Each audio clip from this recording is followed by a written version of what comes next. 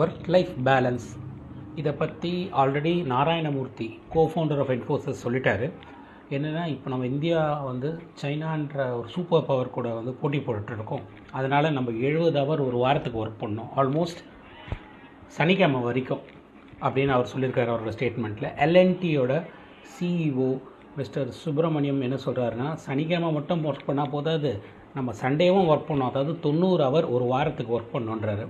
இந்த ஸ்டேட்மெண்ட்டுக்கெல்லாம் அப்புறம் மகேந்திராவோட சிஇஓ என்ன சொல்கிறார், ஆனந்த் மகேந்திரா, நம்ம 90 ஹவர் 70 ஹவர் ஒர்க் பண்ணுறது விஷயம் இல்லை, 10 ஹவர் கூட ஒர்க் பண்ணலாம், பட் ஆனால் அதை குவாலிட்டியாக ஒர்க் பண்ணணும்னு சொல்கிறாரு. ஸோ இந்த மாதிரி ப்ரைவேட் செக்டாரில் ஒர்க் லைஃப் பேலன்ஸை பற்றி நிறைய டிபேட்ஸ் போயிட்டுருக்கு. இதுக்கெல்லாம் முன்னாடியே இதை பற்றி நிறைய ரிசர்ச் பண்ணி லேபர் டே அப்படின்ற ஒரு கான்செப்ட் வச்சுருக்காங்க. என்னென்னா, ஒரு எம்ப்ளாயி எவ்வளோ நேரம் ஒர்க் பண்ணணும், எப்படிலாம் ஒர்க் பண்ணணும், அவருக்கு என்ன பெனிஃபிட்ஸ்லாம் கிடைக்கணும்னு சொல்லிட்டு இன்டர்நேஷ்னல் லேபர் டேன்னு சொல்லிட்டு இப்போவும் எல்லா கண்ட்ரீஸ்லேயும் செலிப்ரேட் பண்ணிகிட்டு இருக்காங்க.